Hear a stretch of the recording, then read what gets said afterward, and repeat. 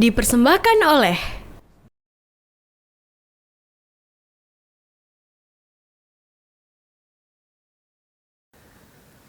Assalamualaikum warahmatullahi wabarakatuh.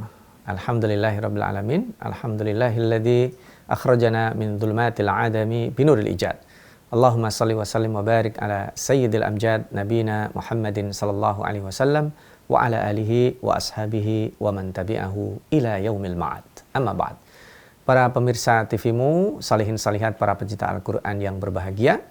Alhamdulillah berjumpa kembali dalam serial Tafsir Al-Azhar. Kita bersama Ibu Yahamka dalam menadaburi ayat-ayat Al-Quran. Kita alhamdulillah sudah sampai pada surat Al-Baqarah dan insya Allah pada kesempatan kali ini kita akan tadaburi ayat 168 sampai 171. Mohon izin saya bacakan 4 ayat ini. A'udzu billahi minasyaitonir rajim.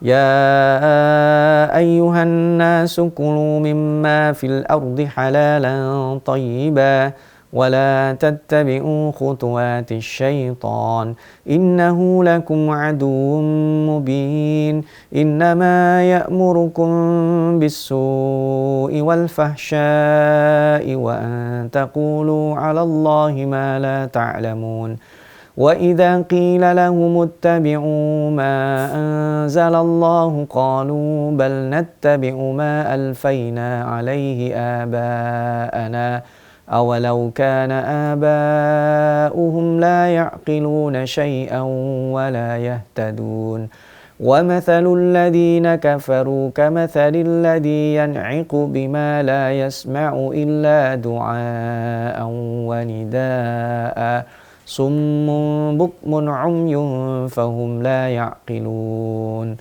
Para pemirsa, Buya Hamka memberikan subjudul karena cari makan. Menarik ya. Tapi kalau boleh memberikan judul, sebenarnya ini lebih kepada perangkap-perangkap setan yang dikatakan di dalam ayat 168 dengan khutuwatus syaitan. Kenapa di sini Allah memulai dengan perintah makan? Ya, wahai manusia, makanlah dari apa yang ada di bumi, barang yang halal lagi baik. Jangan kamu ikuti langkah-langkah setan.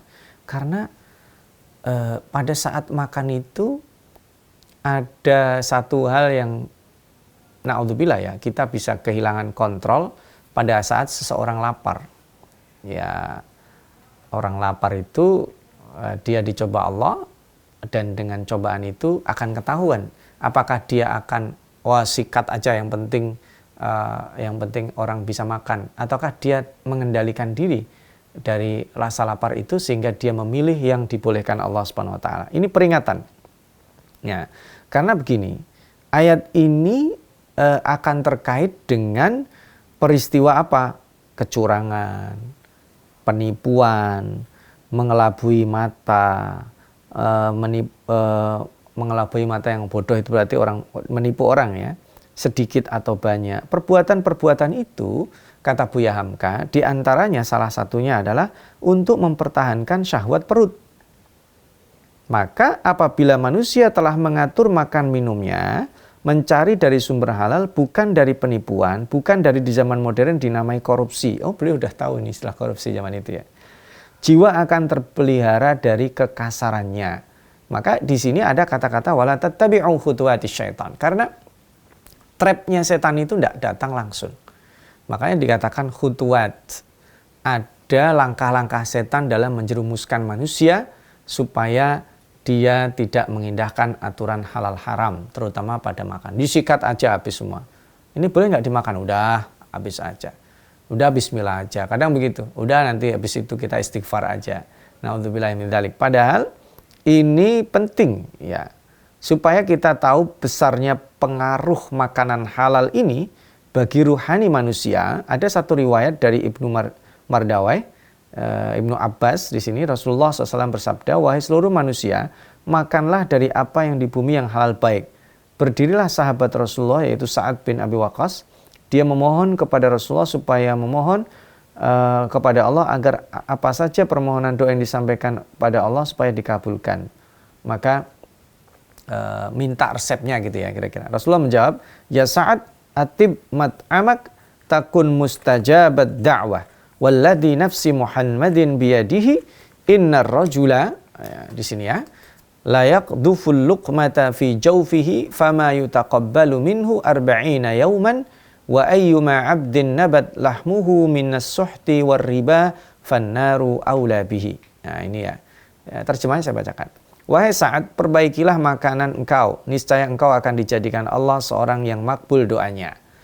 Demi Allah, zat yang jiwa Muhammad ada di tangannya, sesungguhnya seorang laki-laki yang melemparkan sesuatu suapan yang haram ke dalam perutnya, maka tidaklah akan diterima amalnya selama 40 hari.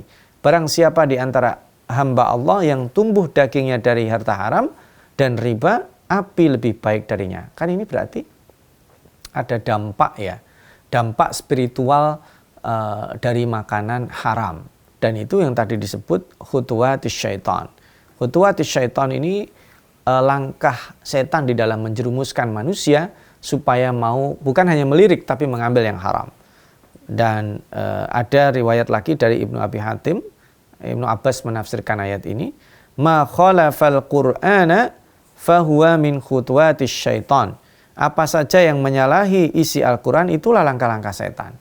Jadi langkah-langkah setan itu menjerumuskan orang sampai benar-benar meninggalkan aturan Allah. Dan Ibnu Abbas di sini mengatakan yang menyelisih Al-Quran itulah langkah setan. Ada tafsiran lagi dari Ikrimah, dikatakan beliau, segala maksiat yang dikerjakan adalah langkah-langkah yang ditunjukkan setan.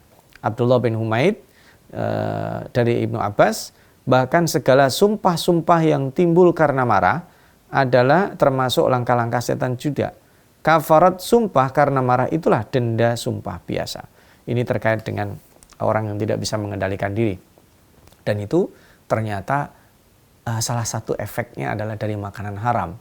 Menarik ya para pemirsa, maka hati-hati di dalam makan itu, karena nanti ini juga akan berkelanjutan dengan tema berikutnya terkait dengan perintah makanan yang halal dan thayyibat. Nah, pada frasa khutuwat di sini, ini menarik ya. Ternyata sampai ke sana setan itu membawa manusia.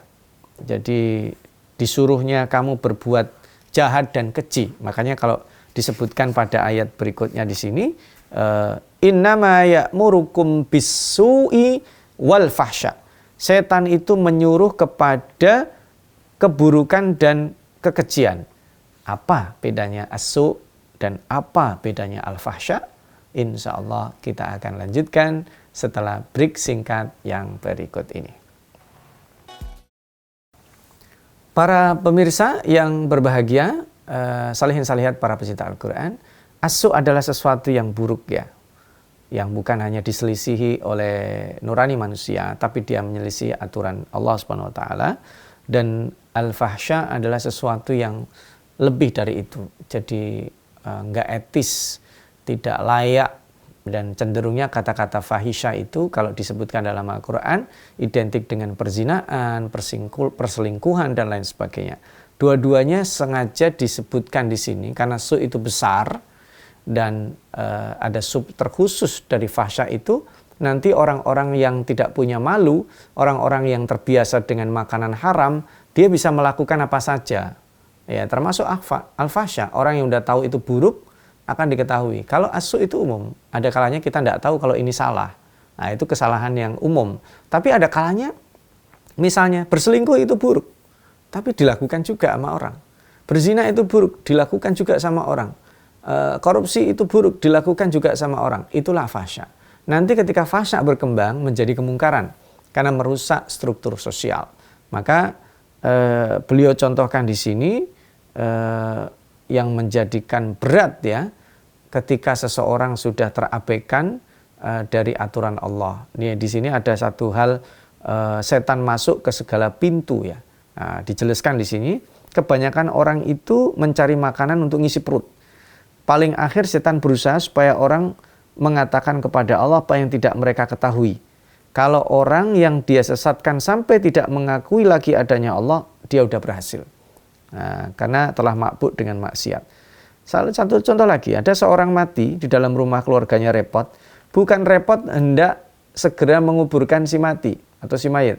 Tapi dia berbelanja ke pasar, membeli sayur mayur, membeli lada garam, mencari kambing yang besar, bahkan lembu untuk makan besar. Kata guru yang ada di kampung itu, wajiblah si mati sebelum diangkat ke kubur, didoakan terlebih dahulu agar selamat ke akhirat. Nah ini kan berarti salah prioritasnya. Jadi yang paling prioritas ya ini, orang yang meninggal dulu. Dan mohon izin, kalau kita terbalik dalam meletakkan prioritas ini, kita ikut khutuwati syaitan.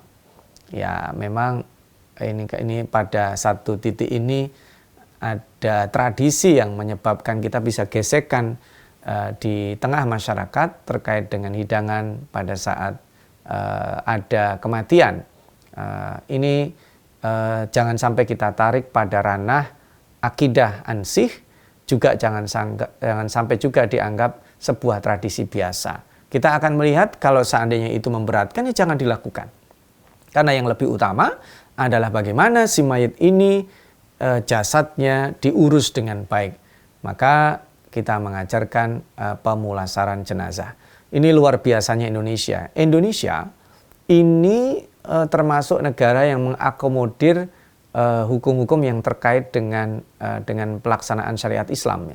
Ada tentang undang-undang zakat, undang-undang haji, undang-undang bagaimana mengatur peribadatan. Hanya satu yang belum mungkin terkait dengan pengurusan jenazah.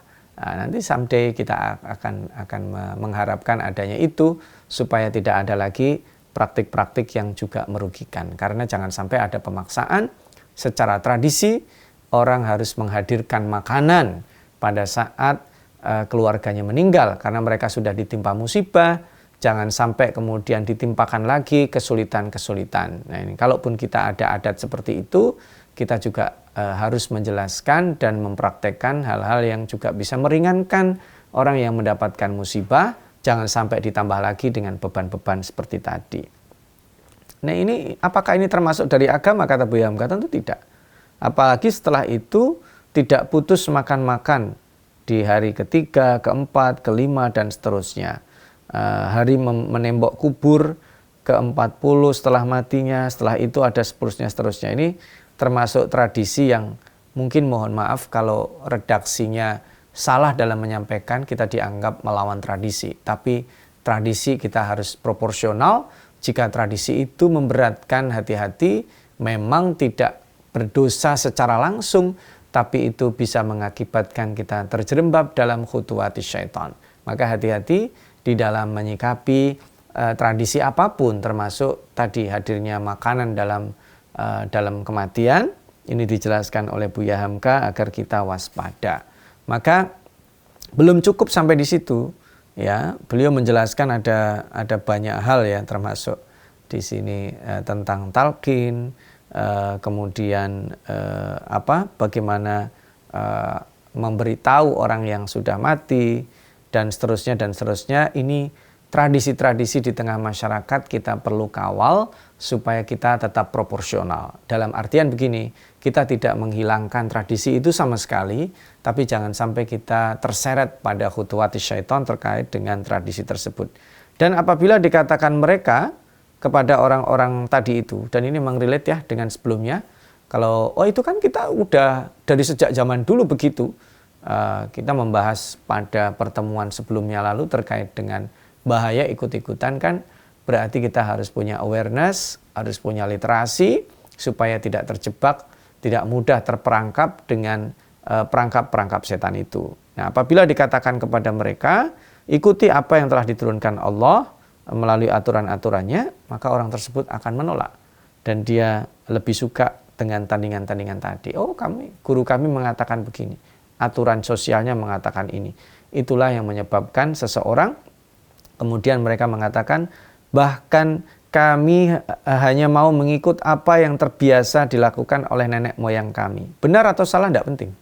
Karena itu adalah pusaka mereka, itu tidak akan lekang karena panas, tidak lapuk karena hujan. Jawaban begini menunjukkan pikiran yang tidak beres. Berkeras mempertahankan adat yang tidak baik, bukan akal berkuasa melainkan hawa nafsu. Dan ini tentu membahayakan ya. Bagaimanakah kalau keadaan nenek moyang mereka itu tidak mengerti suatu apa yang tidak mendapatkan petunjuk? Ini kan kalau terkait dengan tadi itu ya, ketika mereka mengatakan bal nattabi'u ma alfaina alaihi aba'ana awalau kana aba'uhum la ya'qiluna syai'an. Padahal yang mereka ikuti adalah orang yang tidak faham dan tidak mengerti. Bagaimana kelanjutan terkait dengan trap atau tipuan dan langkah-langkah setan? Insya Allah setelah jeda kita akan sambung kembali. Para pemirsa yang berbahagia, rahimani wa rahimakumullah, takut ya, merinding ya kalau khutuwatus syaitan itu tidak terasa. Jangankan kita manusia biasa, Nabi Adam alaihissalam pun terjebak pada frasa itu ya. Tempo hari kita menadaburi ketika Nabi Adam dimuliakan dengan fasilitas, tapi kemudian kena trap jebakan setan, bahwa itu kan buah yang tidak dimakan atau dilarang, itu kan namanya syajaratul khuldi la yabla. Lalu Nabi Adam terjebak dengan itu dan kemudian beliau melakukan maksiat. Ini menandakan apa? Kita tidak aman. Ini menandakan apa? Kita harus sering-sering mentajdid, memperbarui iman. Kita harus sering-sering mematutkan diri kita, mengecek langkah-langkah kita, apakah ini sesuai dengan aturan Allah atau ini langkah setan. Dan kita sebenarnya diberikan kepekaan berupa qalbu, istiftaul qalb, bagaimana kita menanyakan pada kalbu itu supaya tetap jernih. Maka di sini kalau alasan kita ikut kok, ini tradisi sebelum kita, bal nattabi'u ma alfaina alaihi aba'ana, lalu Allah tanyakan awalau kana aba'uhum la ya'qiluna syai'an wa la yahtadu. Bagaimana kalau nenek moyang itu tidak tahu? Ya, nanti akibatnya lari pada ayat yang dulu pernah kita tadabburi. Mereka akan berlepas diri. Karena ini khutuwat yang paling berbahaya adalah ketika kita mengikuti apa adanya tanpa ada literasi, tanpa ada ilmu. Dan Allah memberikan perumpamaan di ayat berikutnya. Wa mathalul ladzina kafaru kamathalil ladzi yan'iqu bima la yasma'u illa du'aan wa nidaa. Perumpamaan orang-orang yang tidak mau percaya itu adalah seumpama orang yang menghimbau kepada barang yang tidak mendengar kecuali panggilan dan seruan, tuli, bisu, buta. Oleh sebab itu mereka tidak berakal. Ini menarik ya, karena di ayat ini disebutkan kalau nenek moyang itu tidak mengerti, pusaka yang ditinggalkan berarti kan tidak ada artinya. Artinya itu sia-sia. Anak cucu yang hanya ikut-ikutan bertahan pada nenek moyang yang salah kan akan nyesal mereka. Mereka masuk pada perangkap setan. Maka dikatakan meskipun ada napas dalam diri mereka, mereka hidup. Alat penerimanya yang tidak ada, kecuali panggilan dan seruan. Artinya paraulah suara orang yang memanggil. Ini bahasa beliau ya. Koyaklah mulut menghimbau. Tidak akan mereka pedulikan sebab mereka telah tuli, bisu, buta. Karena menjadi tuli walaupun telinga mereka mendengar. Bisu walaupun mulut bisa bercakap, buta walaupun mata mereka bisa melihat. Mereka menjadi tuli, bisu, dan buta karena jiwa mereka.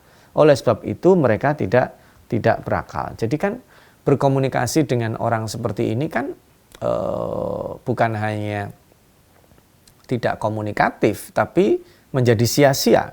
Dimisalkan di sini laksana orang menghimbau, dia bila gembala mengembalakan binatang ternaknya, kerja binatang itu kan makan memamah biak. Sedangkan makan rumput mulutnya mengunyah, walaupun tidak sedang memakan rumput mulutnya tetap mengunyah juga. Walaupun dia dihalau kemana saja, tidak peduli. Yang penting baginya mengunyah. Madharat dan manfaat tidak ada dalam penghitungan mereka. Masya Allah. Beliau samakan dengan gembala yang menggembala kambingnya. Jadi kambingnya yang penting makan. Dia nggak peduli dihalau ke sana. Dan itu juga bisa membahayakan. Ya, sekalipun penggembala akan membawa pada titik manfaat. Tapi ini perumpamaan yang luar biasa. Pada saat titik ini, mukallid, ya, orang-orang yang menjadi, bahasa beliau ini Pak Turut ya. Pak Turut atau disebut mukallid sama dengan binatang di padang penggembalaan itu. Tidak ada kegiatan dari diri mereka sendiri, tidak ada yang diharapkan dari pendengaran dan penglihatan mereka. Semuanya nggak berfungsi. Ya, mulutnya makan, penglihatannya ada, tapi nggak berfungsi. Karena dia dihalau, diarahkan. Maka itulah disebut dengan khutuwatus syaitan. Kita akan mau, mohon maaf, hari ini misalnya, mau ada diskon besar-besaran, ayo kita beli. Kemudian ada apa, ayo kita ikuti. Itu nasib para follower yang tidak paham apa sebenarnya mereka sedang disetting. Maka apabila diperhatikan susunan ayat, dapatlah kita maklumi bahwa kehendak Allah hendaklah kita beragama mempergunakan akal. Ya, gunakan akal. Sejak dari pemikirkan alam, tempo hari ya, memikirkan alam, langit dan bumi, peredaran siang, kapal berlayar, ya. Disebutkan di 164 tempo hari yang kita tadaburi, ini supaya melatih. Karena kalau akal tidak dipergunakan, akal tidak diasah, maka cenderung seseorang akan stuck. Pada saat stuck itulah titik terendah kita akan terdoktrin oleh setan tadi, yang innama ya'murukum bis-su'i wal fahsya. Ada bisikan-bisikan keburukan yang mampir di kolbu kita, dan itu na'udzubillah bisa berpengaruh. Ketika kita melaksanakan, kita akan cari reasoning. Apalagi kalau reasoning itu dibungkus dengan istilah yang bagus. Oh, kami mengikuti kok, ini tradisi. Akhirnya apaan aja yang dikritik itu akan dikatakan ini kan sudah tradisi. Kenapa dikritik? Padahal sesungguhnya tradisi itu belum tentu benar. Lagi kalau kemudian tidak ada jaminan yang mereka ikuti sebagai orang yang diikuti, itu juga tidak tahu apa yang dilaksanakan. Akhirnya hanya penyesalan yang terjadi. Yang terakhir sebagai takeaway lesson sebelum kita tutup pada sesi kali ini, para pemirsa yang berbahagia, persepsi kita tentang setan. Ini penting. Mungkin beberapa kali saya singgung ya. Setan itu jangan dipersepsikan sesuatu yang menakutkan. Setan itu bukan sesuatu yang menakutkan. Karena kalau seandainya setan itu dipersepsikan yang menakutkan, Adam tak akan terjerumus melakukan maksiat. Setan itu sesuatu yang menyenangkan, sesuatu yang nyaman, maka itulah setan. Contoh, saya punya take home pay di angka 5. Tiba-tiba saya dapat take home pay di angka 50. Wah, hati-hati, jangan-jangan ada setan di situ. Saya bicara dengan seorang perempuan yang bukan mahram saya, bukan istri saya. Kok saya nyaman? Itulah setan. Kenyamanan-kenyamanan yang muncul akibat menyelisihi aturan Allah, jangan sampai kita tidak tersadar. Itu disebut khutuwatis syaitan. Khutuwatis syaitan itu akan menjeremapkan manusia keluar dari akalnya, apalagi yang tidak diasah memperhatikan alam. Mudah-mudahan kita diselamatkan dari trap dan jebakan-jebakan setan, sehingga kita bisa melakukan yang halal dibolehkan Allah. Maka hati-hatilah dari makanan kita. Insya Allah nanti kita akan sambung pada perintah Allah untuk memakan makanan yang halal dan thayyib di serial berikutnya. Nasrun minallah wa fathun qarib wa basyiril mu'minin. Wassalamualaikum warahmatullahi wabarakatuh.